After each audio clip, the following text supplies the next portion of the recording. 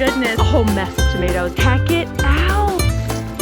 Welcome to the greenhouse and celebrate the small wins.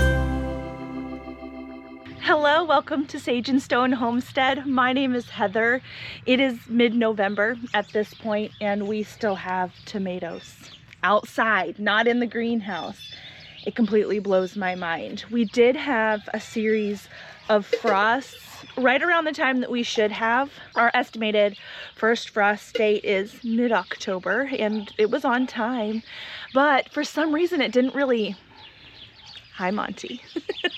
For some reason, the frost didn't really settle out in the raised bed garden over here in my perennial area garden. And so we still have tomatoes. So I had been leaving them, but my goodness, it had been so long since I really dealt with the tomatoes that I decided, you know what? I've got the energy for a tomato harvest. I mean, check out the plants. It's crazy. I've been harvesting about every week from these tomatoes and I can fill this thing up every week. And so that's been cool. Now it has been raining, so a lot of these are cracked. But you know, it's really not the worst thing.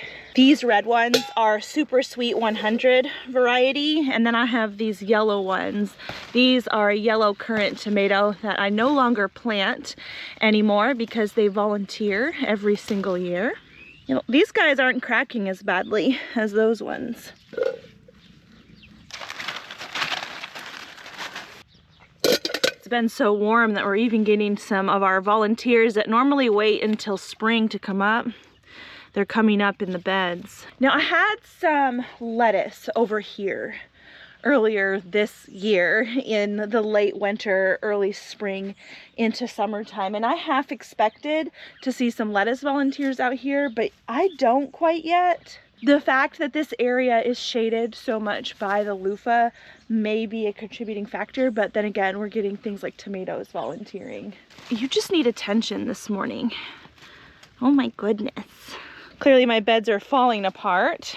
I think I'll leave my bucket right here and I'll come back and fill it later. There's plenty to look at in this garden, even though it's definitely past its prime for sure. It always takes me basically all winter to clean out this particular garden space for springtime. A lot of the stuff that I have in this garden is perennial. Some of it isn't. This is okra that's definitely gone by. There's a lot of okra pods still on. These are all chock full of seeds. Down below the okra, this is where I grew quite a few different things, but I did grow elephant garlic in here, and elephant garlic has these little, they're like little mini cloves called corms on the bottom, and they fall off really readily, and because of that we get a lot of elephant garlic volunteers. So let's see, we have at least 1, 2, 3, 4, 5, 6. Is that grass? Nope, that's garlic. 7, 8, 9, 10 volunteers. And I'm gonna leave them. Now, these greens that are on the garlic bulbs should be okay depending on how hard our winter is. But even if we get like a really hard freeze that kills back those greens, the garlic that did volunteer should still be able to rebound in springtime and form a head. Over here I planted some rutabaga and some beets. We've gotten quite a bit of rain in the last little bit, and the beets have really started to gain some ground where they had really not had a lot of light because of this tree that I have in our front yard. If you can see past the kitty, you can see that the beet greens are growing and we are seeing a little bit of root swelling. Can you see all of these mushrooms?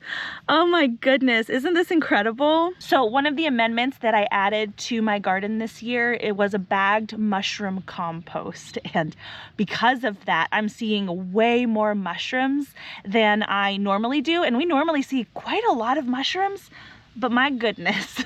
Look at them all. And I mean, I don't assume that they're edible. I actually assume that every mushroom I see is toxic unless I know quite a lot about it, which is very few mushrooms that I know quite a lot about. So we just leave them.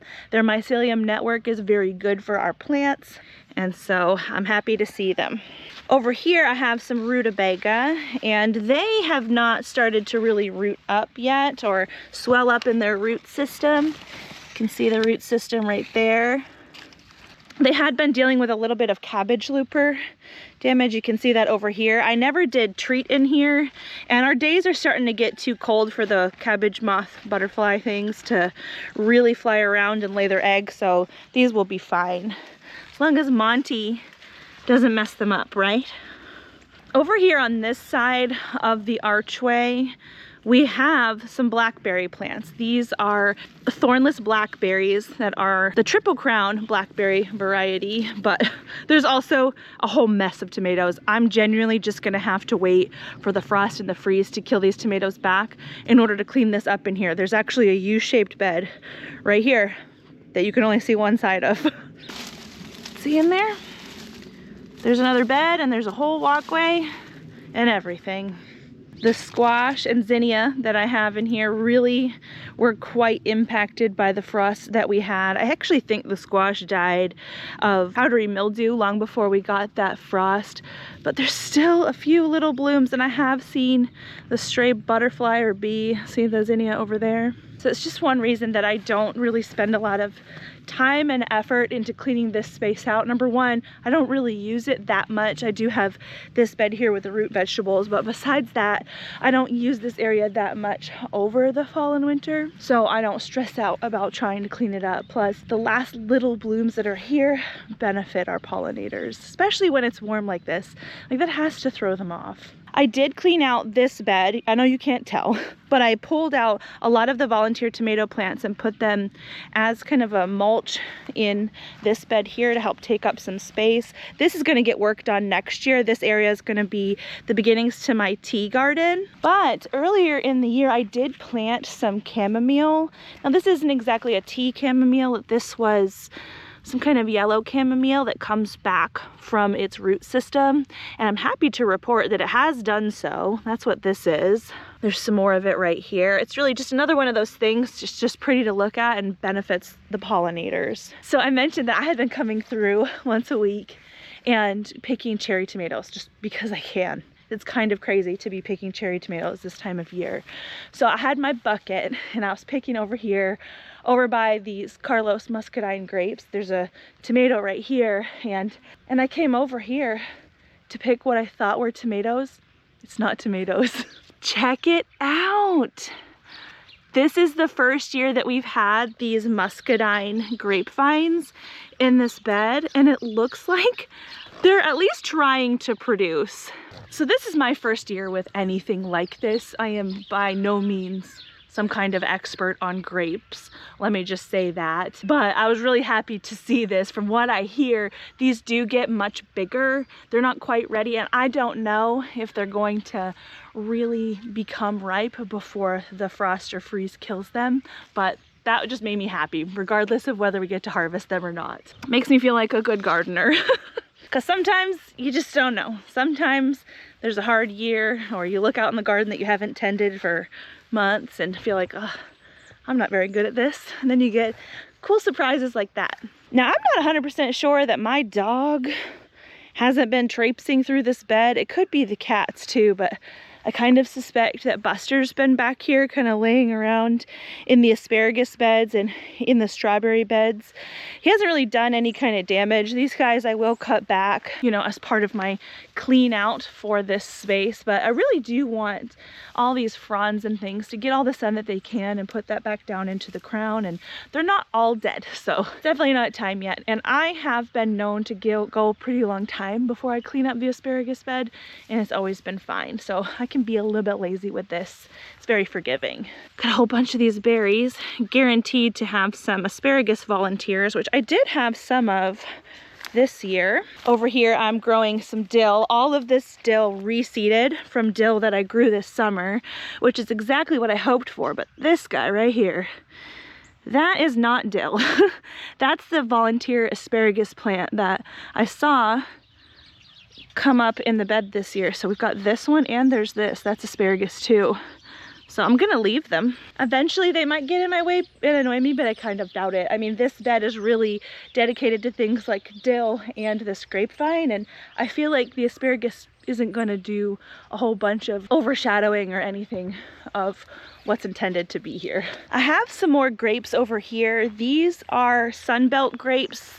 They are a purple variety. These don't look as awesome, but you know, we're not in the height of the summer. These have grown quite a bit, but no fruiting over here. We had lost quite a few of the volunteer tomato plants that were really low down, but the ones that had gone up onto the fence really have thrived. I mean, look at how lush and green they are. So lots of little yellow tomatoes over here, and I did notice that we have a slicer as well. These are big tomatoes.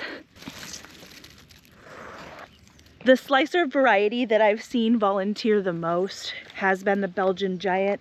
I can't really tell if that's what that is. It kind of doesn't look like it, but I don't know if we're gonna have enough frost-free days to get to figure that out. I bought these Nanking cherry plants last year, really not knowing exactly where I wanted to plant them.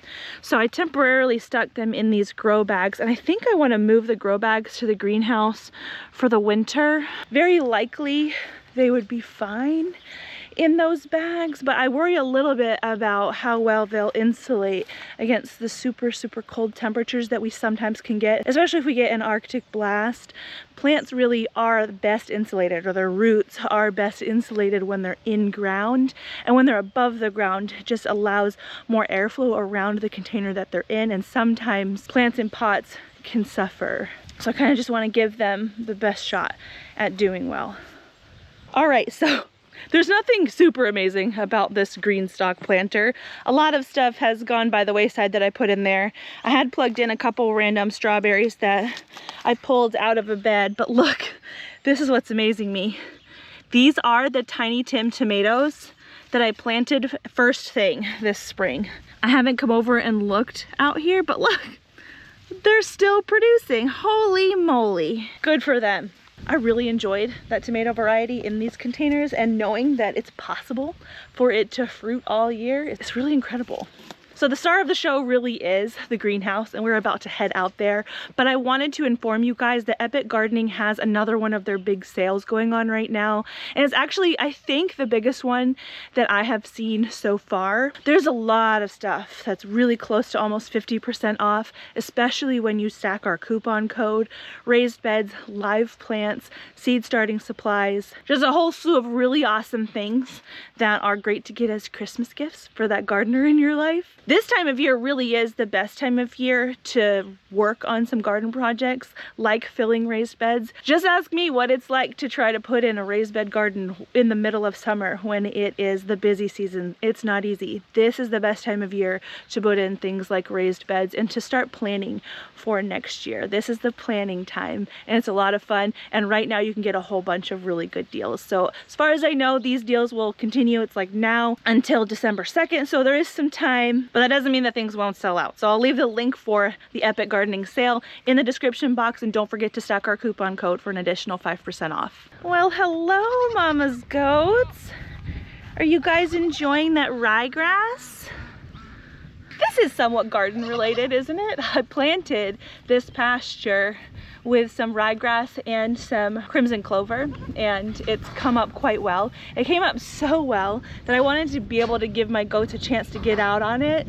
Really, what this is for is to overshadow some buttercup that we have growing very invasively in this pasture, and it's going to be able to do that. I'm pretty sure it's going to take several years probably to really get a handle on the buttercup, but this is year one and it's going well. Before we head out to the greenhouse, we can take a peek at the kids' garden. They also are growing some mushrooms in their beds. I don't think I put any of the mushroom compost over here, but I might be wrong. But they have planted a fall garden. Got some carrots here and some radishes, and over on the trellis they've got some peas. This is the state of their green stock. This volunteer clover is just, it's actually kind of pretty. It just cascades. This lettuce plant here is actually volunteered from some of the lettuce that I had go to seed in the other garden in springtime. And so we did get some volunteers, and we still could get more volunteers coming out over there. They're just kind of waiting for the prime time. But right here, I've got some sad little tiny marigolds that do have some seed pods on them. And marigolds are one of the garden's favorite flowers. They're great pest repellent, and they're really easy to plant and grow and save seeds from. Just open up that flower pod there and tons and tons of seeds for many more marigolds. So I'll scatter this over in their garden, and we'll see what happens with them next year.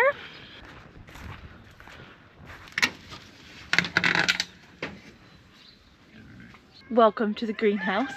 This is the area that I spent a lot of the summer, especially late summer, filling raised beds in the middle of trying to do all kinds of other things. It was a lot of work, but well worth it. We're able to grow actually more in this greenhouse the way that it's set up right now versus the 6 30-foot rows that I had in here.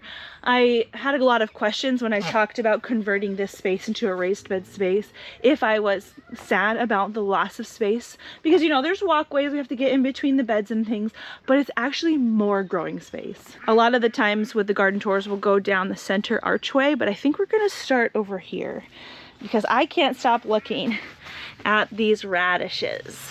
Looks like some of them really could be picked. Looky here. Beautiful. One of my favorite radishes. This is the French breakfast radish. Nice mild flavor.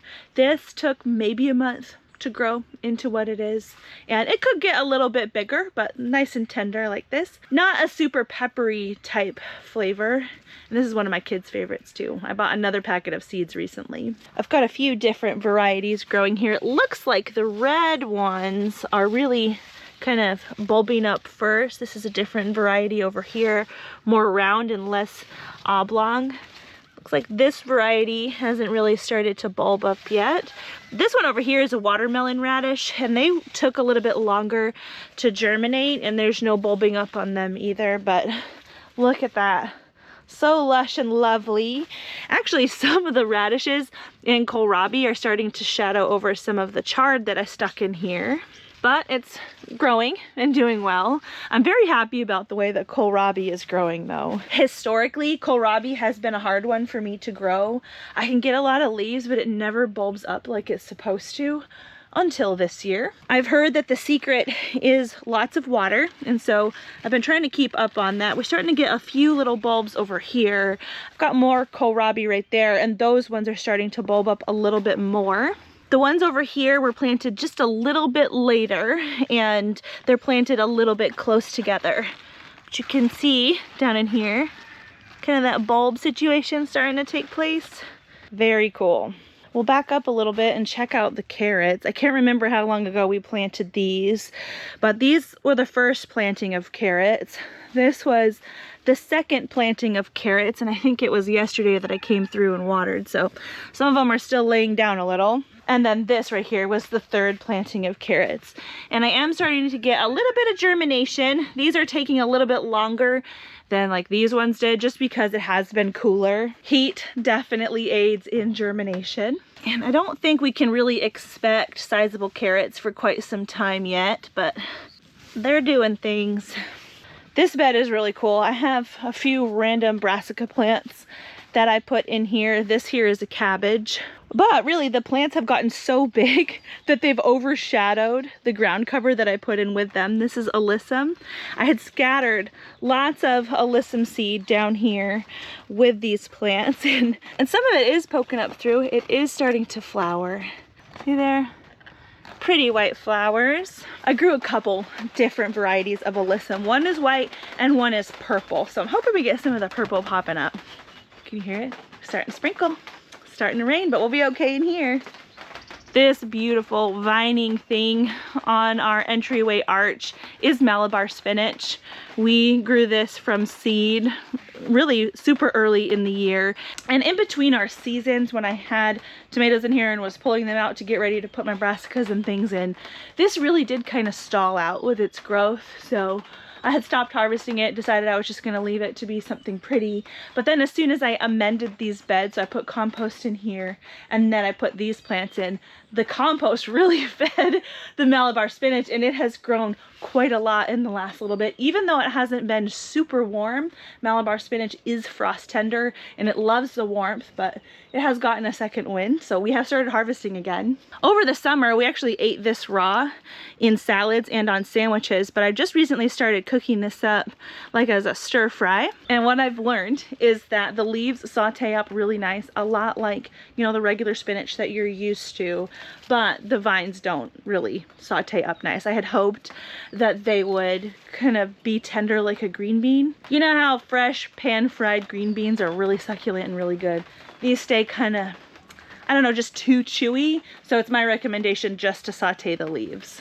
I have a variety of greens, speaking of spinach, planted inside this archway. These are not spinach, this is chard, but I do have some spinach. This might be Bloomsdale long-standing spinach.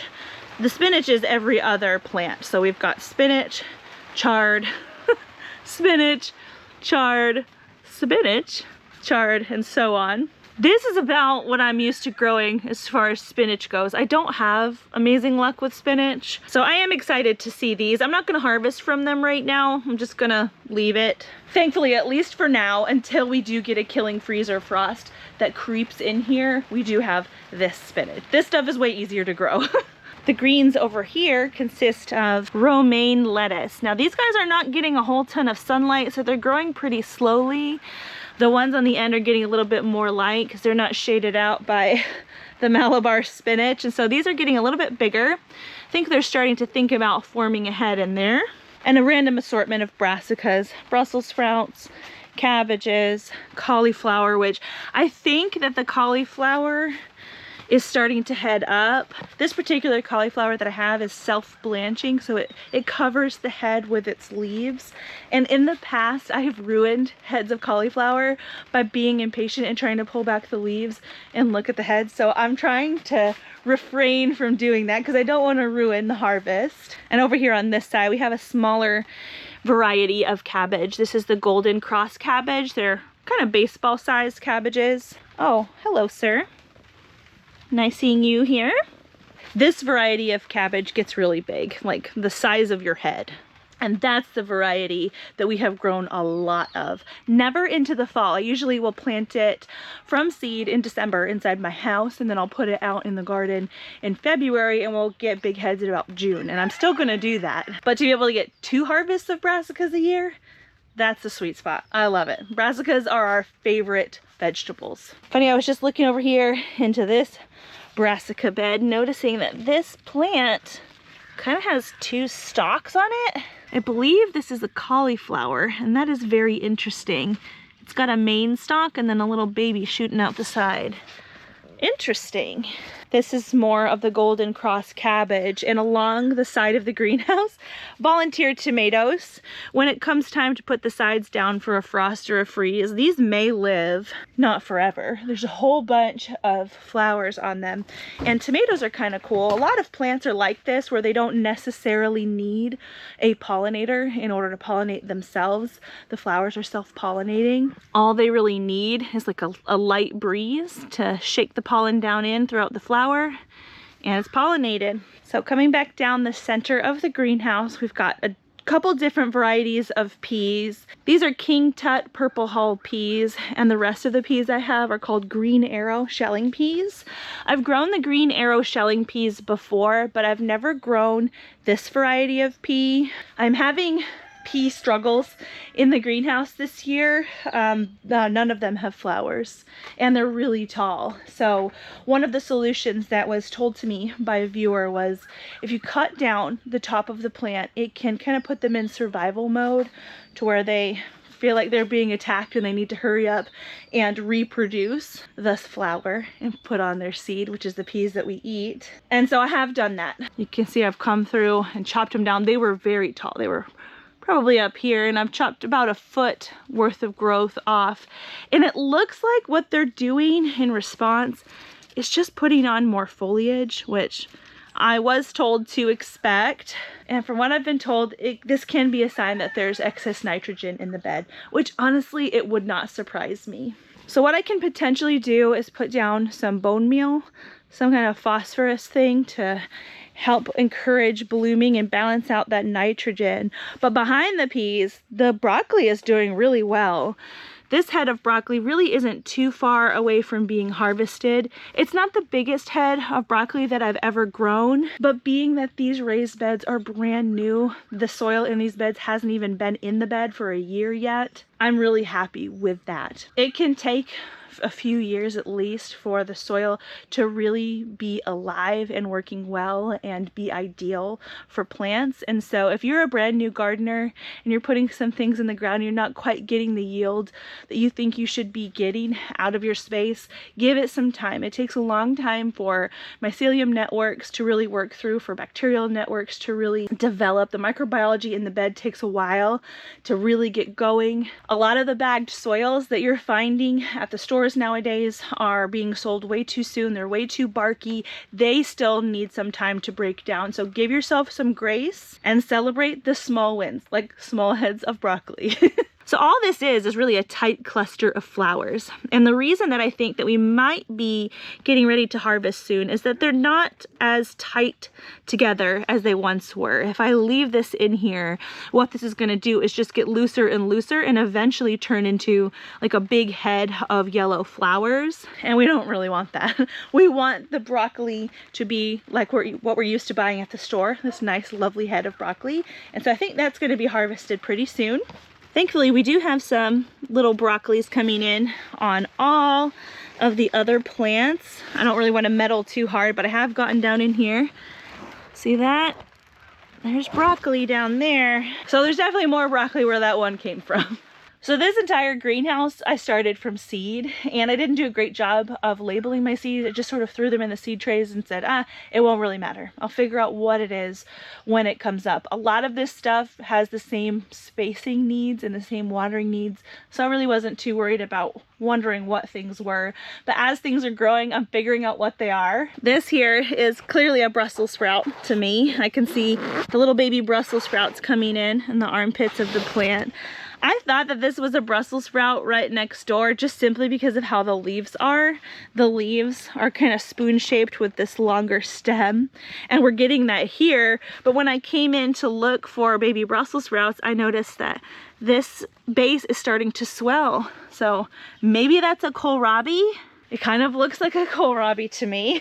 I thought I knew where my kohlrabi was because I had started it later, but I don't know. It could be a cauliflower. Just gotta wait and see.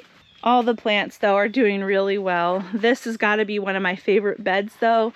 It is just cabbage on this side at least. Beautiful big cabbage plants. I did have to come through and spray a little bit of the liquid BT because I was dealing with a little bit of cabbage loopers in here in the greenhouse. So you can see that they did munch on a couple of leaves, but I do believe the BT has done its job. I've come through and seen the little dead wormies, and the days are finally cooling back down and staying cool. It's been a very warm fall, and so we've had a little bit more bug pressure than I think we originally would have, but I think we're past that now. We just gotta deal with cats. I don't really mind him in here. So far, it hasn't seemed like he's used these beds as a litter box. Don't you dare start digging right now. He's digging. I love my cat. I love my cat. I love my cat. But one of the bigger garden ruiners that we do have over the fall and winter is not bugs, it is rodents. Now my garden plants are really big enough to sort of hold their own against rodents depending on the size of the infestation, but in years past my seedlings have really suffered, and I've had rodents ruin entire gardens. So we don't mind Monty being a little bit too much and a little bit mischievous because he's a very good mouser. On the other side of the cabbage here, I did scatter sow some random lettuce seed, and it's growing slowly but surely. This, I think, is our biggest plant right here. I was a little bit concerned that this was the only lettuce variety that really took off in the bed, but I am seeing others come up. We've got that one. There's another little red variety here, so they're doing good. We've got peas, same ones, green arrow shelling peas over on this side, and then red Russian kale behind that. Something really cool that I wanted to show you guys. When I took out the plants from the summertime, I had some cherry tomatoes growing up here and then some eggplants on this side. Well, I just cut those heat-loving plants down at the base of the soil and left the root systems in. This is an eggplant trying to come back from the root system. Look, eggplant, eggplant. So I think I am going to at least do this. I want to be able to give the sunlight to all of the kale that's in here. The kale really has taken off growth in the last week or so, so we can start harvesting from this soon. As you can see, I have some pepper plants growing in the walkway here. This is not going to be a permanent space. It's just something I realized I could do, so I decided that I would do it. And I'm not sad that I left these in. We're getting quite the second flush of peppers. Look at how big that one is. Now these do ripen to yellow, so I figured I'd leave them on. These are called yellow monster sweet peppers. These are Marconi red roasting peppers, Tamdu jalapenos, which I need to come through and make some hot sauce out of those. This jalapeno plant has started to kind of suffer. I don't think it's going to be fruiting anymore for us. Next door we have this Pippin's golden honey pepper that has purple flowers. Beautiful. We have paprika peppers. These ones here are Corno del Toro. These will ripen to red as well. And then from here on out, I believe we just have some repeats, but lots of peppers. I have been picking off peppers as needed for fresh eating, and I'm pretty interested to see how far we can take these into winter. This is my first time growing them up a string like this. I wanted to see if I could do that. I've seen a lot of, production grow houses grow peppers vertically, and it was fine and it was fun. I'm glad I did it, but I don't think we got enough peppers to make growing them like this worth it in the home garden setting. I had to prune off a lot of the productive vines and productive arms of the plant in order to train it to grow upwards, and we were sacrificing yield by doing that, and it just wasn't worth it. So I'm glad I did it. It was fun. I'm not going to do it again. On the other side of the peppers, this is where I have a lot of kohlrabi, and these guys are planted about a foot apart, and they are heading up or getting that bulb on them better than some of the other ones. See that? It's a nice purple one. There's purple and green kohlrabi in here. Beautiful leaves. I've had quite a few questions about what kohlrabi tastes like. So it is very reminiscent of the stalk of a broccoli, except it's not woody like that, like it can be. Oftentimes fresh broccoli is very tender, and so if you're used to eating fresh broccoli, it's a lot like the broccoli stalks from your garden, and they're just buttery in texture. They have a little bit of a tiny crisp bite on them, like an apple. And they're really good. All we really have done with them is eat them fresh, kind of cube them up into like fries and dip them in ranch. And I've heard of people battering, breading them, and frying them, and that's really good. And I have heard mixed reviews on fermented kohlrabi. So if you have done that, I would like to hear what you thought of it, because I have heard that it's disgusting, and I have heard that it's amazing. I do plan to ferment some myself, just so I can form my own opinion on that, because everyone's tastes are different. Down here, this is my youngest bed. This is the last bed that I managed to fill this summer. I've got some pak choi here. This is a lovely Asian green that we have really enjoyed growing in the past. It always does really well. It can be a little bit of a pest magnet, but I think we're past the pests, as I've mentioned. And down here, this is a broccoli type plant. It's called Yod Pha broccoli. I have grown this successfully for several years, and then for several years the birds ate the seedlings, and so I didn't get to partake of Yod Pha broccoli, but we've got some coming up now. I think I mentioned this in the last garden tour. Oh my gosh, do you see him? Come here, boo. Oh, what an angel. Ah, no. Sorry, I won't subject you to that It is mortally wounded. But Yodfaw broccoli is not a cross between asparagus and broccoli. That wouldn't be biologically possible. But it's a lot like that if it were possible. It's kind of like a sprouting broccoli, a nice long stalk with some like broccoli floret type ends on it. Very good in stir fry.